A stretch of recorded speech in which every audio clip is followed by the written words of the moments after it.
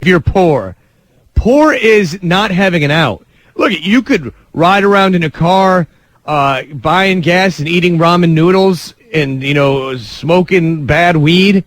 You can certainly do that. But at the end of the day, if something happens and your engine blows or you run out of money, someone's going to help you. Mm-hmm. You'll get a plane ticket home and a nice hot meal. Mm-hmm.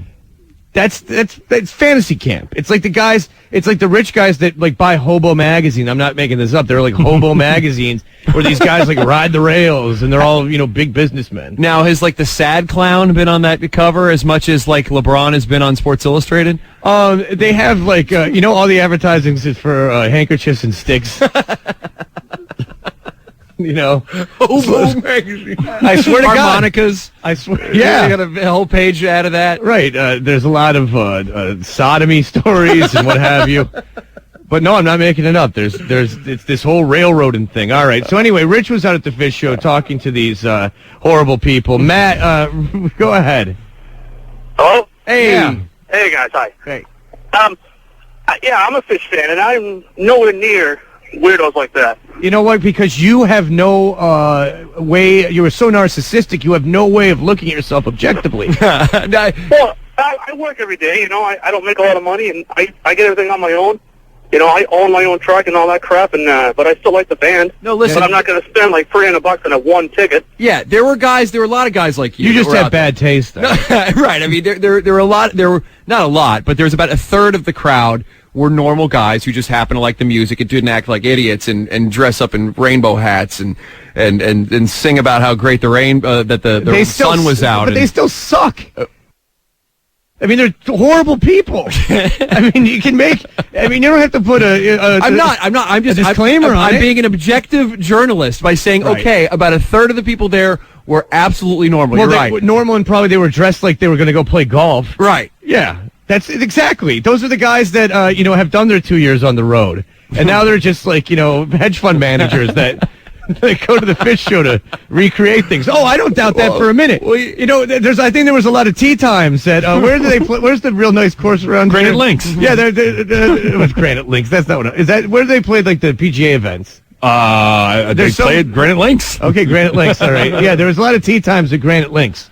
I would imagine that day. Well, either way, we got 2 more clips left, and these are not those normal golf playing guys. Let's go ahead and go to the tape. Can I talk to you on the radio for a minute? Sure. Great. So you are a big Phish fan, I take it? Yes. Okay, now what can you tell me? What does this mean to you that Phish is back on the road and they're starting things off at Fenway Park? It's so awesome that Trey has taken his health seriously and that everybody took time to get better and fix some of the things that were definitely going on that weren't good with the scene. Everybody's cleaned up and you can tell they've practiced and it's just awesome. I feel like they're saying I'm sorry for how bad Coventry was.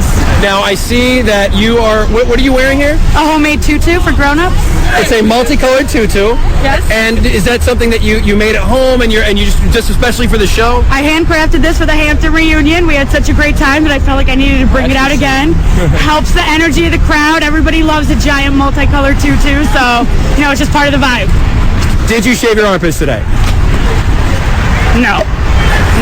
Yeah. You're so childlike. Oh. I can see the buckwheat. Yeah, the Hampton show, and it's good for the vibe. You're like the fat idiots that like take their shirts off and paint their chests at football games in December. Oh, it's good for the vibe. You pay money, you dumb, stupid hippie. God, you drive me crazy. These guys are like millionaires times 200. Oh, it's good for the crowd. Oh boy, I guarantee you, there's one guy in Phish who's wears a monocle like off stage and a top hat and just sits there and laughs at all of you. It's a big marketing scam, you pieces of garbage. Oh, it's good for the vibe. Big vibe. They're playing Fenway Park, for Christ's sakes. It's not like they're playing some secluded woody area.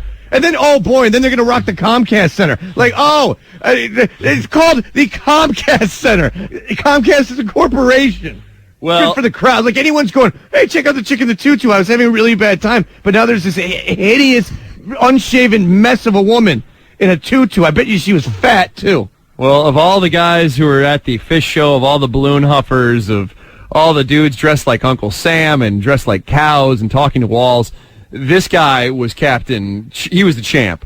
Because when I saw him, I was looking in the middle of Brookline Ave, and there was a dude, eyes bugging out of his head, flipping around right in the middle of the traffic to the point where he lost his balance and almost fell right under the wheel of a car that was coming down the road.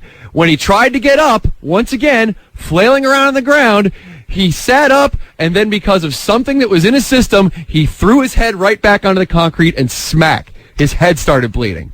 Now, I had to help this gentleman up because he literally couldn't stand up. And at this point, there was a swarm of cops coming towards him. What about all the other hippies? Why weren't they helping out a fellow Phish fan? It wasn't like obviously, it definitely to me did not seem like alcohol because, once again, his arms are flailing around. He's got full energy. His eyes are all wide open.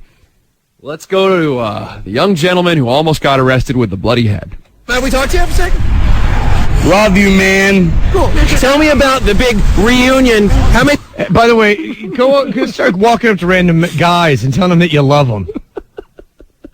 Get out of your fantasy land for 10 minutes and start doing that. The severe beatings that you'll be taking are not to be ignored. Can we talk to you for a second? Love you, man. Cool. Tell me about the big reunion. How many times have you seen Phish before? 100. You've seen 100 times. What's been your favorite Phish going experience? That's a big question. I don't know. It's more like the soundtrack of my life. Did you pregame today before you came to the show? Obviously. You picked me up off the street. When I first saw you, you'd fallen in the street in front of a car, and there were a bunch of cops there. Now, tell me what was going on there. Wow. That's his girlfriend. Dude, you almost died. I hope they don't have a kid because I have a feeling it ain't going to come out right. In my mind? And Nanu. What's going on there? In my mind? Really? Did he have rainbow suspenders on? No, he did have a tie-dye shirt, though. How original. Tell me what was going on there. In my mind? And Nanu. I want a cigarette. Did you see the head hit the pavement? I did. Now, let me ask, are you doing okay? Because I know you're... No, I'm pretty dizzy. Are you? It hit pretty hard. It hit hard. I fell down. Now, do you know how close you were to getting arrested? Mix it up with the ladies. Now, he's sitting there with a bloody head, and girls are walking by, and he's like waving at a flailing, mix it up with the ladies, as blood runs down his face. If I'm an ambulance driver, I'm just sitting there smoking a cigarette, looking at the guy. Nanu. With every trick of blood, the hope in my eyes. Yeah, he's just waiting for him to bleed out. Yeah. Love you, man. Yeah, the blood's starting to get a lot darker. We're getting to the end. Mix it up with the ladies. Now, how get it together. I'm a douchebag. I am glad your head's that point. He almost fell again. He was trying to get up, and he almost fell again. A moment of clarity. Yeah, and for a second, he spoke the truth. I am glad your head's not bleeding, because I was worried about that. When I see it hit, I was like, Are you worried that you won't make it into the Phish show tonight? you carry me into the show? That's right. You carry me like my parents have been carrying me my entire adult life. Love you, man. Anthony, you're all fired up. Hi, I'm fired up, guys. Hey, what's up? Hey. Okay, so I'm a long-time tard since you guys first came to Boston. I manage a landscape company, and yes, I am a Phish head. And you know what, Fred? I've decided. I love you to death. You are a racist, Fred. Racist? Yeah, man. Fred is being a racist. You're completely judging the entire scene based on what you think about part of the group. So Phish is now a race. As African Americans, Asians, even like gay people, Phish have now become a discriminated against minority. What who says things like that? Self-entitled jerks.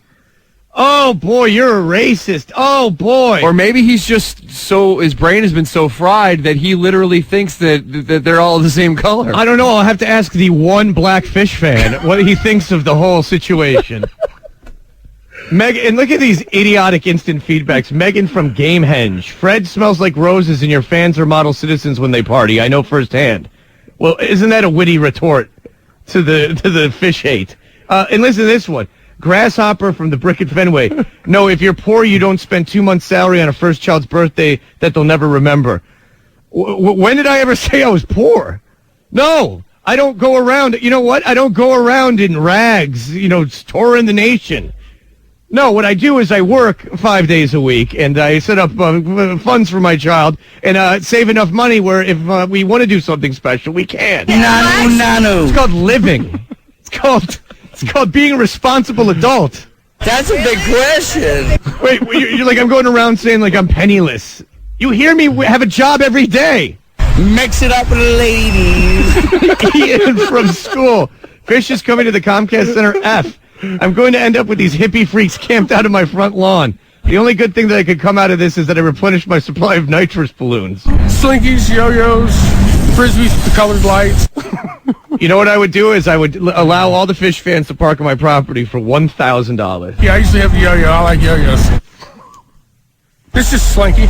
Mary at home. My sister and I used to love Phish. My sister followed them once. Granted, we're from Martha's Vineyard, and both went to boarding school. However, I have since learned what good music is in driving home. See, you grew up in Martha's Vineyard, and you went to boarding school. It's not... look, you have no choice in the matter. Of course you're going to be a Phish fan, but then you got out of it. Mm-hmm. You got out of it. You had a... you went through a process, and then you got out of it. You cured your disease. Adam, go ahead. Hey, I'm a fellow Phish fan as well. I was at that show at Fenway. I just wanted to call up and support the band, but also let you guys know that we're a good group of people. We take care of everybody. No, you didn't. The guy hit his head and no Phish fan. We took very good care of him. Who? That last caller. Yeah. Oh, yeah. Yeah. Okay. Okay. Okay. He was making a joke? Yeah. You got to get to the point. If you was going to say like silly joke on the screen, or I'm going to interrupt you. I apologize. Mix it up with the ladies. I stepped all over your punchline, sir. I apologize. That is my fault. Just like I screwed up the whole NHL story yesterday. All right.